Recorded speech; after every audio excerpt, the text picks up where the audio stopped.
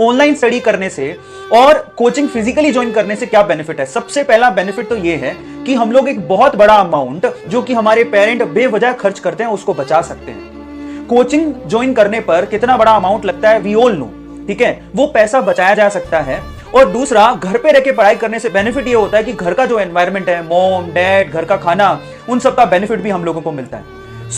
ये सब चीजें हैं, हर चीज का फायदा हर चीज का नुकसान है, लेकिन इस केस में ज्यादा फायदा है और घर पे बैठ के आप ज्यादा एकाग्रता से, ज्यादा कंसंट्रेशन से पढ़ाई कर सकते हैं। इसलिए अगर आप अपने एम के पक्के हैं, अगर आपको लगता है कि मेरा लक्ष्य ये है और मुझे वहां तक जाना है, तो ऑनलाइन स्टडी बहुत ही अच्छी है, आपको हमेशा उससे फायदा ही मिलेगा और ये आपको सेल्फ डिपेंडेंट भी बनाती है। जो लोग कोचिंग जाते हैं बेसिकली वो डिपेंडेंट रह जाते हैं कि हाँ, हमें कोचिंग जाके ही हमारा सिलेक्शन होगा या हम स्टडी कर सकते हैं, लेकिन ऐसा नहीं है। ऑनलाइन स्टडी करने वाले ये बेहतरीन तरीके से समझते हैं कि एक वीडियो देख के मैं कुछ भी सीख सकता हूं। स्कूल्स में पढ़ाई होती थी, अब नहीं हो रही है, उसके रीजन कुछ और हैं और उसका पूरा अगर किसी को ब्लेम जाता है तो कोचिंग सेंटर को जाता है, क्योंकि वहां के टीचर सारे कोचिंग सेंटर में चले गए।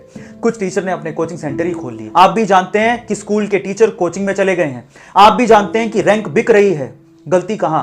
अगेन कोचिंग सेंटर की।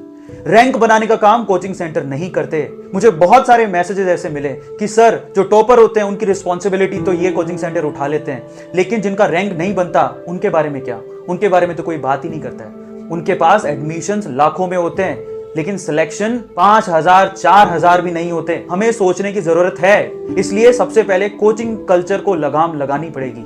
और आपके एडवर्टीजमेंट से इन्होंने इतने ज्यादा फीस बढ़ा दी है, 2.5 लाख, कोई 1.5 लाख, इतनी फीसें होती हैं क्या है एनसीईआरटी में? मुझे समझ में नहीं आ रहा कि जिनके लिए आपको कोचिंग करने की जरूरत है। अच्छा, एक और बात, अगर आप कोचिंग सेंटर जाना चाहते हो तो कोचिंग सेंटर वाले को बोलो, जब आप इतना फीस ले रहे हो, आप लिख के दो कि आपका सिलेक्शन हो जाएगा। कोई नहीं लिख के